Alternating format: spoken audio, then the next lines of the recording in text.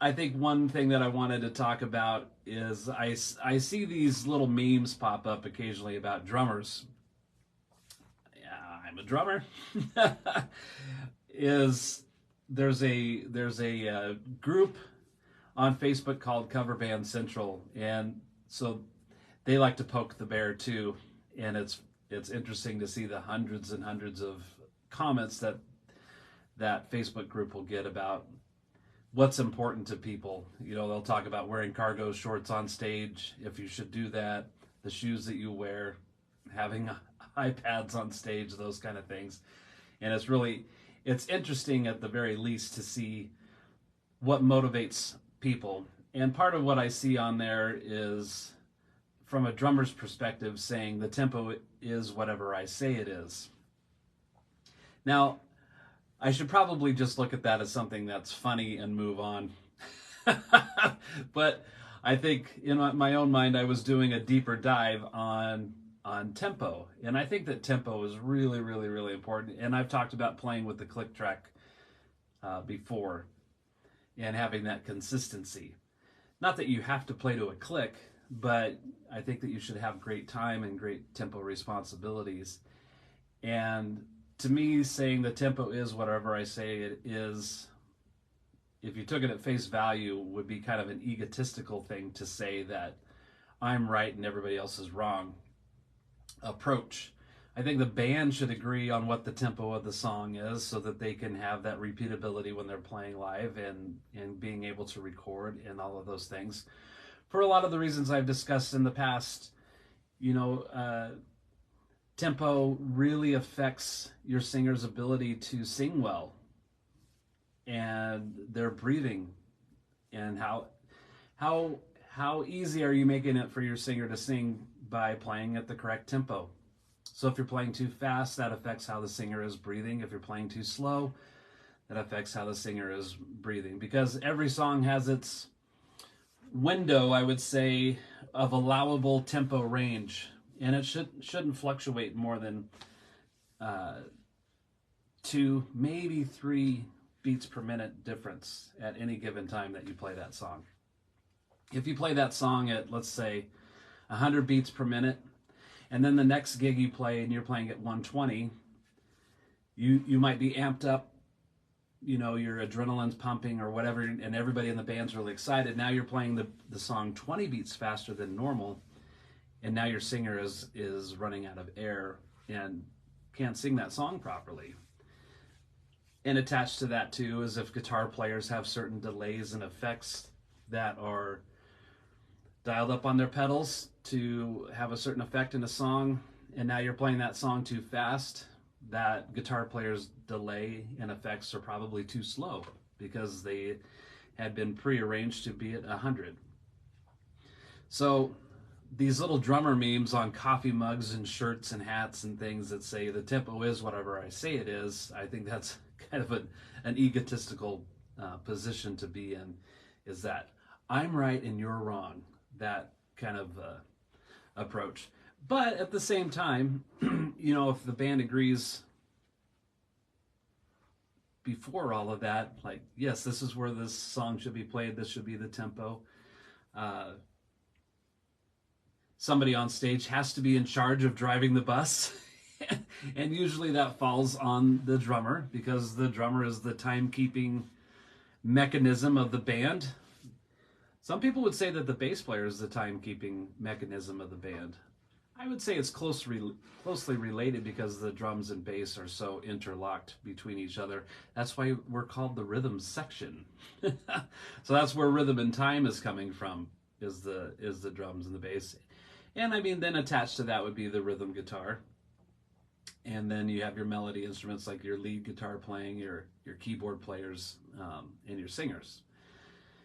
Maybe you have horns. It goes on and on and on. But somebody has to be in control. Somebody has to be leading the band. And, a lot of people look at the singer as the leader of the band because they're the face of the band, typically speaking.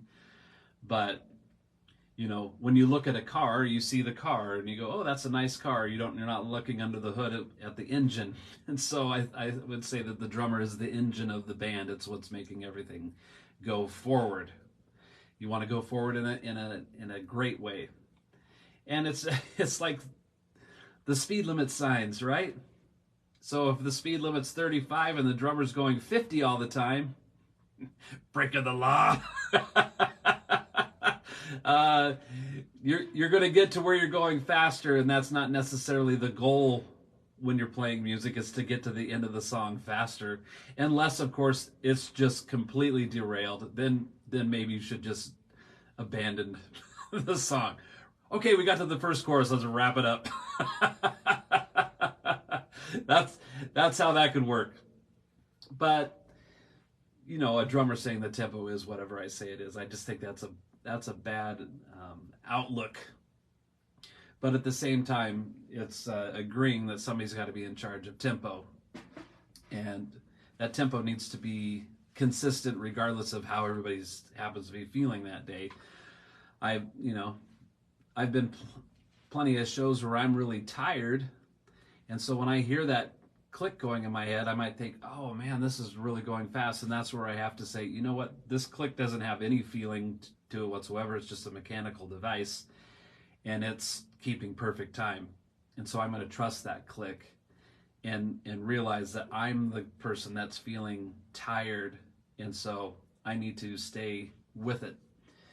Then I've had other shows where adrenaline can kick in, and it's a really great show, and there's a lot of people, and I might hear that click and think, oh, this is slow. But no, it's not. It's the click track doesn't get an adrenaline surge. It just is doing its job, keeping time.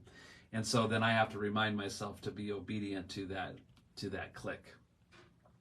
The other thing is, for drummers, if you're not playing with the click and you're panicking on what the tempo is going to be, I personally like to try to think of how the chorus of the song goes. And it's not that I'm sitting behind the drums for 20 seconds and the band's waiting on me to decide to start playing, but I could be thinking about this as I'm playing the song that I'm currently playing, thinking about the next song, and I can think in my head what that chorus of the next song is going to be, and then that will give me a really good reference of tempo if I'm not using my click track and all of that. So I think saying the tempo is whatever I say it is just dumb. I wrote in big letters on my notepad here, D-U-M-B. Just everybody in the band just needs to agree, this is the tempo and we're going to stick to it and go from there. Oh, Gary Tackett's here. Gary says so true. And like I've said the last few weeks, every time I see the name Gary Tackett, I think of oat milk. Oat milk coffee. I'm gonna have to try it, Gary. I'm gonna have to try it. Maybe I'll be a new fan of oat milk. Oat milk in my coffee. Coffee made with oat milk. Mrs. F's on here, and she likes to do coffee with coconut milk. There's all kinds of milks now. I always thought there was goat milk and cow milk, which I only drink cow milk. But milked a lot of oats. Of course you have.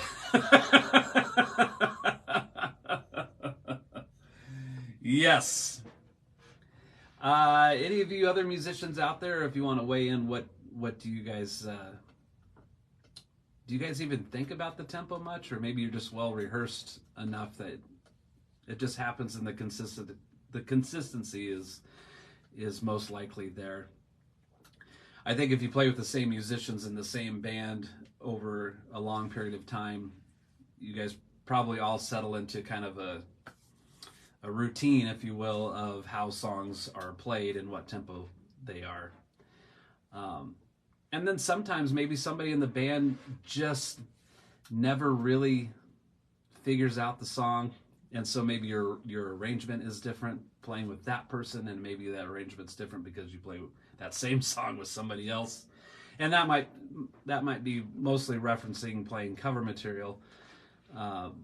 Original material can be different because it's original, and you probably wrote those songs and recorded those songs with the same people that you played them live with, and so then you've had that consistency of that song since it was born, and now you play that song the same all the time.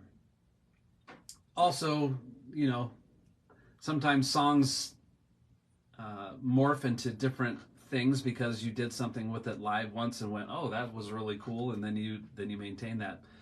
All that to be said, though, is that the tempo's not weaving around like a snake or a roller coaster that's completely unpredictable on when it's going to speed up and slow down, but just this is the tempo of the song. So that's all I got to say about that.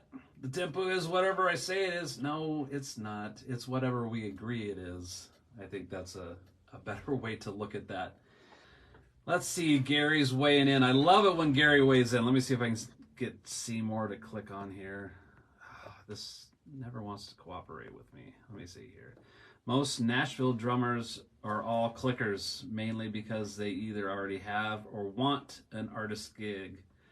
Reproducing, that's the last thing I can see. I see somebody like that. Come on, let me see more. This is the problem with live television. Gary, I might have to look at the rest of that, but I think that you're probably agreeing with me. Because who doesn't want to agree with Fred Fisher? Oh, there we go. I got it to work. Reproducing country artists' records note for note is the thing. Tempo, instrumentation, tones, it's what they're looking for.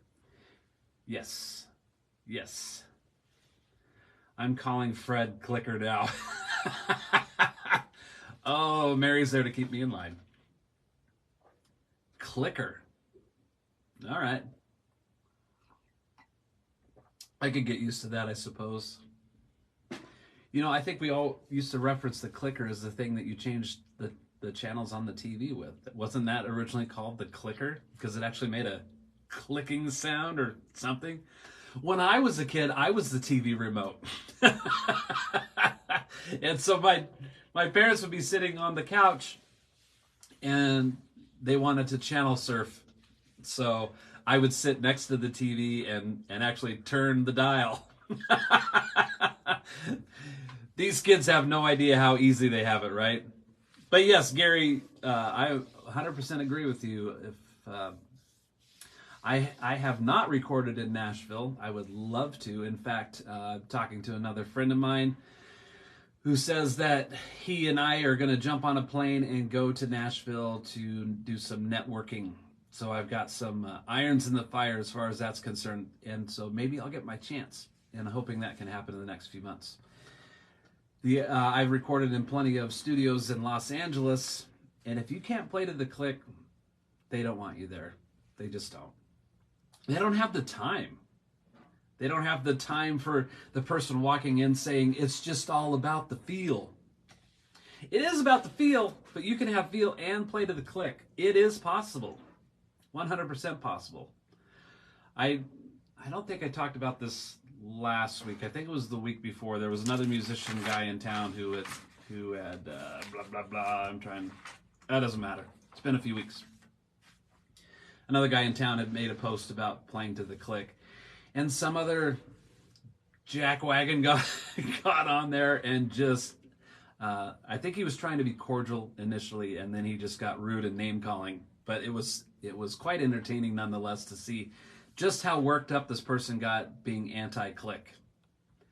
Well, you can be anti-click all you want, and you could probably have some kind of music in your life, but I don't think that you're going to be that guy who's ever going to be on that upper echelon of people and studios. That's just a requirement. It just is. And I've told this story before that I was doing a recording session and I was struggling with the click, and that's when this producer engineer pulled me aside and said, look, you need to become friends with this thing or your career is going to be short-lived. And I took what he said very seriously and did a lot of work to become able to play to the click and not sound clinical or sterile. Because you can play to the click and sound very, very mechanical and sterile. It's a tricky thing to get used to, but once I got used to it, I just play to it all the time. I just treat it like if somebody was on stage hitting a cowbell, and and that cowbell and I are playing together. And that, I think that's the key, is to play with it, not to it necessarily. So with it, you and the clicker in the same car going the same direction at the same speed and having a great time. The other is playing to it, so you're traveling and then you got this click that's T-boning you as you go along, and you're trying to constantly make this adjustment to try to play to the click. I'm way past trying to adjust to the click. I just play to it. I've done it for coming up 20 years pretty consistently, and you play with the click that long, it's almost, I don't even hear it, if that makes sense. If you guys play to the click a lot, you probably understand what I'm saying. Human quantizer. Yeah, exactly. Mrs. F says play with expression so it isn't robotic or computer-like. Yeah, exactly. Exactly. That comes back to my teaching stuff, even with my students, because I do this myself. It's how you're playing the drum, how you're playing the hi-hat affects the quality of sound that you're going to have. Are you making a nice quality sound? A lot of rock music, you pulse the quarter note. 1 and 2 and 3. So the and is like a softer hit. So you get this little dynamic fluctuation in your eighth notes, and that creates a feeling as you're playing. Being consistent in how you hit the snare drum and bass drum and all of that stuff is really, really important. I've always said, and I tell my students, like, my favorite beat is 1, because that's the beginning, and 1 comes around pretty quick. So you have a fresh start every time that 1 comes around, and you want to land on that 1. If everybody can land on 1 every single time, then 2, 3, and 4 more than likely are going to land right where they should.